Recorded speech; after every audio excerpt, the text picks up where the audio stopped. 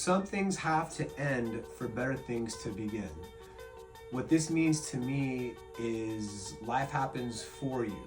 So when things end abruptly or for whatever reason something ends, it's life's way of changing your life for growth purposes. So because something seems bad when it ends, if you let time go by, you'll see the positive in it in the future.